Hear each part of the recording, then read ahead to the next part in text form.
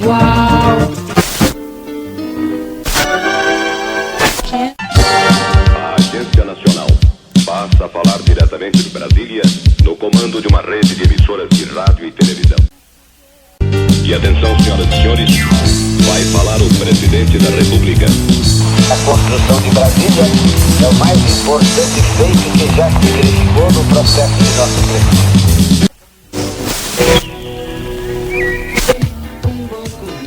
Congratulações. Olá, você que sintonizou agora na Rádio The News. Cá estou novamente aqui transmitindo para você, de novo e ainda do Paralelo 30, porque eu ainda não fui deposto, nem preso, nem fuzilado, nem coisa que o valha. Pode ser que num dia desse até acabe aparecendo em alguma dessas listas desleais ao Estado, eu acabe aí preso em algum lugar aí, tipo um taqueirão da vida e outras coisas mais que vocês ainda nem sabem. Mas, por enquanto, acho que eles se descuidaram, então eu estou operante ainda. Então, enquanto eu ainda posso, vou continuar sendo oposição a isso que está aí. Hoje, estou aqui para falar para vocês a respeito de mais um golpe na nossa já moribunda democracia. O que foi que aconteceu dessa vez? Tem quem diga que não acredita que nós já vivemos numa ditadura. Olha, isto aí, como eu escrevi numa postagem em outro lugar, é o bobo alegre. Tem que ser muito ingênuo para não ter percebido que já estamos numa ditadura, mas tem gente que acha que só estaremos de fato numa ditadura se começar a acontecer a censura, se tiver tanque na rua, se tiver preso político, enfim, essas coisas, né? Tá, então vamos colocar da seguinte forma. Primeiro, para ver uma ditadura, você não precisa ter tanque na rua. O tanque na rua é para o enfrentamento já, tá? E não precisa, nesse caso não precisa. Nós temos aqui um golpe branco em andamento, né? Você tem aí o executivo que controla os outros poderes. Notícia agora, aí veiculada por aí, você pesquisa aí para ver se procede, tá? Ver se eu estou inventando alguma coisa aqui. Olha aqui, STF proíbe o ex-deputado Roberto Jefferson de falar sobre política. Ou seja, institui-se ali a censura prévia, que é uma coisa vedada pela Constituição, que aliás, a mesma Constituição que diz que é assegurado o direito da livre expressão, né? A liberdade de expressão é assegurada pela Constituição, que parece que passaram por cima, tá bom? A notícia diz textualmente o seguinte, depois você confere que eu estou inventando alguma coisa, tá? Diz o seguinte: o ex-deputado Roberto Jefferson está proibido de falar sobre política com a imprensa. A determinação é do ministro Luiz Roberto Barroso, do Supremo Tribunal Federal, e na decisão Barroso determina que a Vara de Execuções Penais do Rio de Janeiro advirta Jefferson quanto à impossibilidade de realização, nos horários destinados ao cumprimento das tarefas laborais, de atividades estranhas àquelas previamente informadas pelo empregador. Na quarta-feira à noite, Roberto Barroso explicou que o tema política está vedado para o ex-parlamentar. Abre aspas. Sobre política, ele não pode dar entrevista. Fecha aspas. Salientou. No entendimento do ministro, alguém com direitos políticos cassados não pode participar da vida política. Caso Jefferson queira dar entrevistas sobre outro assunto, terá de pedir permissão ao juiz titular da Vara de Execuções Penais do Rio de Janeiro. Conforme o ministro, a decisão foi motivada por uma entrevista de Jefferson ao jornal Folha de São Paulo no dia 13 de outubro, no escritório de advocacia, onde passou a trabalhar após autorização judicial. Na entrevista, o ex-deputado diz que o escândalo envolvendo a Petrobras é o epílogo do mensalão. Condenado na ação penal 470, que é o mensalão, Jefferson cumpre pena de 7 anos de prisão em regime semiaberto. Tá? Aqui nós temos uma situação, a meu ver, sui generis. Primeiro, você proibir previamente alguém de dar entrevista sobre um determinado assunto. Na verdade, não é determinado assunto, é especificamente assuntos que envolvam algo que possa vir a denegrir a imagem do governo. Porque ali a motivação é uma entrevista do Roberto Jefferson a respeito do mensalão, escândalo lá na Petrobras. Não pode falar sobre isso, porque isso depõe contra o governo. Né? A seguir, tem essa declaração do ministro Barroso, que diz que quem teve seus direitos políticos cassados não pode participar da vida política. Então, eu vou lembrar o seguinte, depois me corrija se eu estiver errado aqui, se eu não estou. O José Dirceu foi cassado. Tá? Foi em 2005, né? Uma coisa assim. Ele foi cassado, hein? Tá? Teve mandato cassado, né? Dirceu. Muito bem.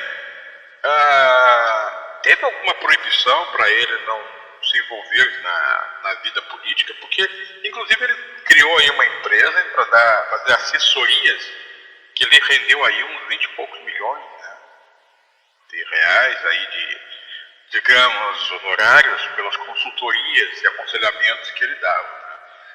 Então, uma pessoa com os direitos cassados pode se envolver em política. O Dirceu deu um monte de entrevistas, falou sobre política também, chegou a dizer que foi vítima de golpe, né? Ele também, a ideia é sempre essa, você se volta contra essas pessoas aí do establishment, eles acham que é golpe. Né? Aquelas coisas todas de fora Collor, fora FHC, fora Cunha, fora PQP, isso aí tudo é democracia. Se for fora Dilma, fora PT, é sempre golpe. Né? Mas tudo bem, isso é outra coisa. Especificamente nesse caso, nós estamos diante de uma censura escancarada, absurda e à vista de todo mundo. Então, é o caso de perguntar, onde é que está o Ministério Público? Onde está a OAB? Cadê o povo que não está se manifestando sobre isso? Vocês estão entendendo que isso abre um precedente para que daqui a pouco qualquer um de nós possa ser proibido de falar sobre determinado assunto? Você sabe que de repente podia ser comigo. De repente lá dá um despacho dizendo que eu sou proibido de publicar vídeos que falem sobre política, especificamente sobre PT, Dilma, Lula, não posso falar sobre isso. Quer dizer, estamos sendo censurados. O mais estranho é o silêncio da imprensa. Essa mesma imprensa que está dando apoio a esse tipo de coisa e que mal sabe ela que ela vai ser vítima disso também. Se ela já não está sendo, ela só não está sendo agora porque ela é conivente. Então alguém me diz assim, mas não estamos vendo a censura imposta na imprensa. A censura na imprensa ela não é imposta, ela é comprada. Vai chegar um momento do bolivarianismo esclarecido, que então você já não precisa mais comprar o silêncio da imprensa, você agora impõe o silêncio da imprensa. Tá? Então, por enquanto, já que eles ainda não têm o poder total na mão, eles têm que comprar o silêncio da imprensa. E ela se vende mesmo. E mal sabe ela que daqui a pouco ela vai ser vítima disso que ela está ajudando a criar. De qualquer forma, eu preciso que você saiba da gravidade desta situação.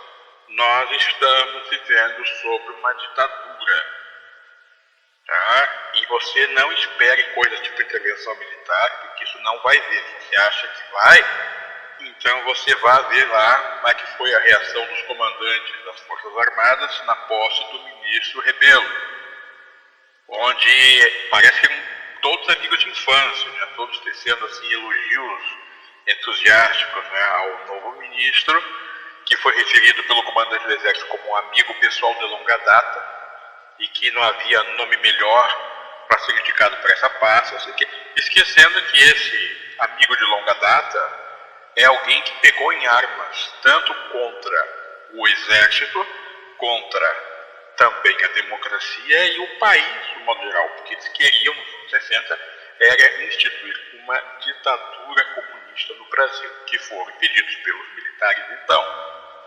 Mas agora veio o comandante do Exército dizendo que o Rebelo é seu amigo pessoal de longa data. Então, olha, não sei, ser comandante do Exército e ter como amigo pessoal de longa data um sujeito que já pegou em armas contra o próprio Exército, não sei se isso aí é uma coisa que eu diria com orgulho. Né? Vamos que eu até fosse também amigo do Rebelo e agora sou o comandante da Força Aérea, eu não iria falar isso no público, né? Que ele é meu amigo pessoal de longa data e que não havia nome melhor. Talvez até por uma questão de amizade eu não falasse contra ele, mas também não ia falar a favor.